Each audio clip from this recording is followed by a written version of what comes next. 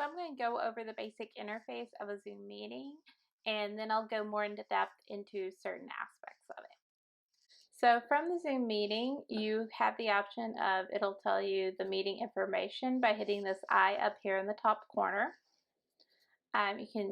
It'll click that, it'll tell you what kind of security settings you have.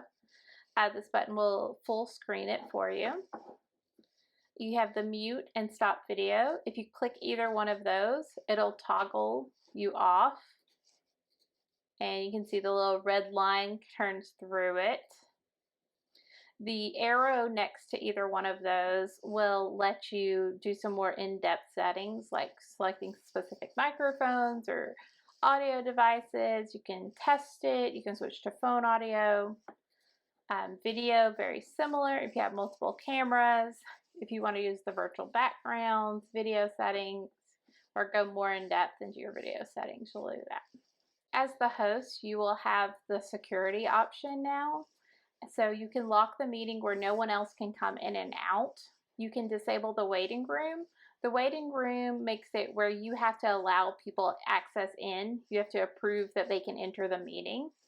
You can also choose whether or not you want to allow participants to share their screen, chat, or rename themselves. If you hit participants, that will show you the list of everyone who is actually in the session. You can see by the little icons if somebody's microphone and camera are turned on automatically. You may at times need to mute a user or mute everyone's microphones. Down here at the bottom, you'll see that you have the option to mute everyone. And if you do that, you can choose to let them unmute themselves, or you can do it where you have to be the one to unmute them. So you hit continue. You can see that their microphones over here turned to off while mine as the host stayed on. I can unmute all as well, and those will change down here at the bottom. If you want to just mute a single user, you can just hover over their name and then click mute. And then you can also unmute a single user. Down here at the bottom, you have invite so that you can add somebody if they're in your contact list. It can use the integrated email system. You can also just copy the invite link or copy the invitation, and you can paste that into your own email to send it to somebody. You also have the option to mute all and unmute all. I'll go more into depth with that once I have people in the session. And if you click more, you can choose to mute all participants as soon as they enter. You can choose if you want to allow them to unmute themselves, or if you want to control who's speaking at any given time, playing chime, letting them rename themselves, locking, and again, enabling the waiting room. So if you want to close participants, you can just click the participants down at the bottom again, and that'll close that panel. The chat panel works very similarly. You click it and it'll expand it out on the right. And you can, right now, because I'm the only person in here, it defaults to sending a message to everyone. If there are multiple people in here, you can actually send individual messages. But it is important to remember that you as the host, all those individual messages will be saved if you are doing a transcript. So people sending personal messages, they're not really that private. And so you can actually hit the three arrows and you can choose who the participant can chat with. So if you don't want them to be able to chat between each other, you can do it where they can only chat with the host only, or only with everyone publicly, and so that private chats are not able. To again close this chat window, just click chat again at the bottom. One of the other features is reactions. So as somebody is speaking, you can give them a thumbs up or a clap, just as a little fun feedback. You do have the option to record your Zoom meeting. You do want to make sure that everyone's okay. So I would make an announcement. This meeting will be recorded. If you have any issues with this, let me know. So just so you are, it's polite to announce that you will be recording instead of recording it secretly. So if you hit record, there are two options: record on this computer or record to cloud. All Zoom accounts have the ability to record to this computer. So if you click record on this computer, it will, at the end of the meeting, it will save the video file on your computer's hard drive. If you record to the cloud, this is only available in the enhanced Zoom licenses. So you can hit record to cloud and it'll save it kind of like Google Drive, just in the web, not actually saved locally to your device. This is really important for a great feature for things like if you're doing Zoom on Chromebooks, because Chromebooks don't allow you to save anything to the hard drive itself. Everything is saved in the cloud, so you wouldn't be able to access that video file. So to record this session, you'll just hit record on this computer. And you can see now that it will show that I'm recording up here in the top, and the record button has also changed here. You can choose to pause the recording if you need to. So you can just hit pause, and you've not stopped the recording, so it won't do multiple video files, but it has paused it, and you can just hit resume. And whenever you're finished, you'll just hit the stop button, and you can see it'll be converted to an MP4 when the meeting ends. If I wanted to do a different one, I would just hit record and record again, and this could break up. If I only wanted to record certain segments of the meeting, this would be a great way to do that. One of the main features you'll probably end up using is the ability to share your screen. So it's going to be down here in the middle, and if you hit share screen, you'll get to see all the options. You can see here it's showing me which desktop is which. I have two external monitors hooked up, so that would be my desktop 2 and my desktop 3. It also automatically includes a whiteboard, which is a really nice feature. And then you can also choose just to do specific windows. On my Mac, as I'm doing this on a Mac, I do have the option to AirPlay my iPhone or my iPad. You can also connect an iPhone or an iPad via cable though. If you'll be doing audio or video sharing through the screen share, you'll want to make sure to click these buttons down here at the bottom to share your computer sound.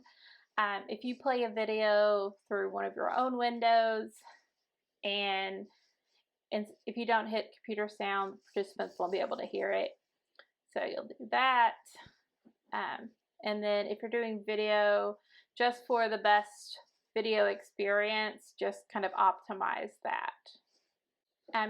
There are a couple of advanced where if you just want to do a select portion of your screen, or if it's only music or sound that you want to share, you can do that. Or if you have an additional camera that's connected, those are another option. So I'm going to share first the whiteboard so that we can see how that works. So I'll click that, click share. And you can see that the page reloaded. I have my menu bar has moved up here to the top, and you can see I have new share now. I have pause share, whiteboard. If it I can move this to the bottom if I don't like it being on the top. The green shows me that I am currently screen sharing, and if I wanted to stop at any time, I could hit stop share. Because I'm on the whiteboard, I have all the whiteboard features automatically out. And so I can just click whichever one of these tools that I want to do, and just using my mouse, click and drag that around. You can erase, and if you want to erase any of it does it on a stroke basis. You can change the color by hitting format,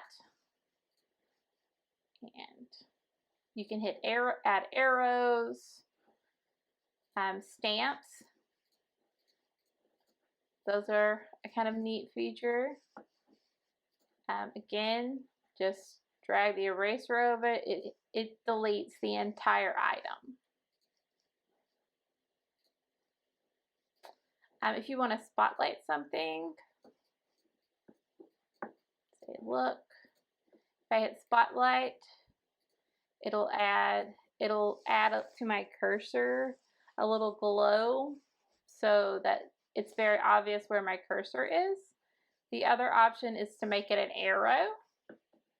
So again, that just changes your cursor to whatever that little icon is. You can undo, redo. You can hit save and save your whiteboard, and it'll just save it as an image file on your computer. And then you can hit clear. You can clear your drawings, viewers' drawings. Whenever you're finished with the whiteboard, you can just hit stop share, and it'll just take you back to the main screen. So now I'm going to share another window, specifically Google Chrome. So I'll just hit select it and then click share. And again, you have the menu here at the top for screen sharing, stop share. You can see that because I'm doing this specific application, there's a green box around this instance of Chrome. And from here, I can select go to a website, and it'll reload, and all the attendees can actively see that. And so I can still see myself up here. If I wanted to minimize this photo, I can just hit that one line, and you can just toggle back and forth. One of the options is, now that I'm on the application that I'm sharing, I can actually annotate these things. So I just click annotate, and you have those same functions that you had within the whiteboard. So this is very important that students know. And again, you can save these, and it'll save it as a screenshot basically on your device. I do want to show the pause share. This is something, if you just temporarily don't want to show your screen, so like you're entering your password or something like that, you'll just hit pause share, and then whenever you're ready to start, you'll just hit resume share. If you want to jump directly into a new share, just hit new share again, and then you can jump into that. You can see I didn't clear those annotations, so they are still showing up. So let me clear those. There we go. And then I'll pop up here to my menu bar and turn off annotate by just clicking the box again. So to jump straight into a new share, I would just click it and then click share. And it just jumps directly there. And then I just hit stop share. The polling feature in Zoom allows you to create single choice or multiple choice polling questions for your meetings. You're able to launch the poll during your meeting, and then you can gather the responses from your attendees. You can also have the ability to download a report of this polling after the meeting. So to set up a poll, you really want to do this on the web in advance of your session. You can do it on the fly in the middle of the meeting, but it is much smoother if you go ahead and set this up ahead of time.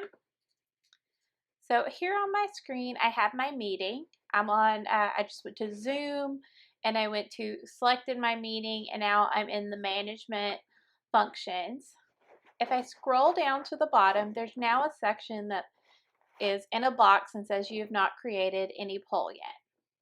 So to create a poll, I'm going to hit add, and I'll enter a title for my poll. So I'm going to make this one color, and I'll type in my first question. You have the option to do single choice, which means the attendee will select one answer, or you can do multiple choice where they can select multiple answers. So you have to have at least 2 answers, but you can have up to 10. So let's enter some answer responses.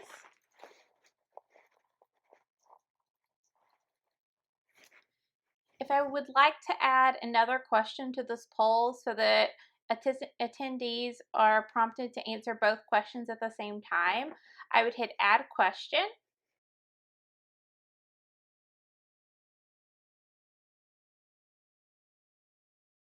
And you can put your options there, and then you just hit save when you're finished. So you can see that this poll has 2 questions. That means on screen, when I launch it, you will see both questions. If I want to do one question earlier in the meeting and one question later, those would have to be separate polls. Polls that you created earlier, you'll click polling at the bottom. Click the arrow and you can navigate between your polls to select which one you want to launch. I just want to launch this one color. So once I'm ready, I'll hit launch. And you can see how long this poll is in process here at the top, if you guys will answer the poll. And you can see the answers coming in. When you're ready, if you've got all the answers that you want, you can just hit end poll. And it'll show you what your results are, your final results. You can relaunch the poll if you aren't happy with how many people answered.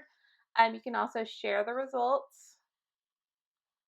And so then the users can actually see what everyone chose. When you're finished with that, just hit stop sharing. Okay. So to launch your second poll, whenever you're ready, say this is 10 minutes down the line, I'll just hit polling again. You can see this poll is closed. I'll hit the arrow and hit pizza for select my poll 2, and then I'll hit launch poll again. Again, you can see the in progress time for how long this poll has been running, the percentage of people who have answered, and I've got 100%, so I'm going to hit end poll. And now you can see that these are my results. If I hit relaunch, it'll clear my results, so be careful when doing that. I'm going to hit cancel. Again, I can share the results to the attendees so that they can see. And then I can hit stop sharing. If you needed to edit one of these polls, you misspelled pepperoni or something before launching, you can hit edit, and that'll just reopen the website for you where you originally entered those answer choices. So to set up breakout rooms and assign users to those, you'll hit breakout rooms at the bottom. You can allow the system to assign participants automatically, or you can manually add them. There's only 2 participants. I'm going to do 2 rooms, and I'll have 1 participant per room. It does not count the host as a participant. I'll actually be able to jump around between the individual rooms and speak to everyone there. So I'll hit create breakout rooms. And you can see that right now, Desiree's in room 1, Melissa's in room 2. If I wanted to switch those around, if I had multiple people, I could hit click exchange and switch them out with somebody else. I could hit move and just move a single person to a separate room.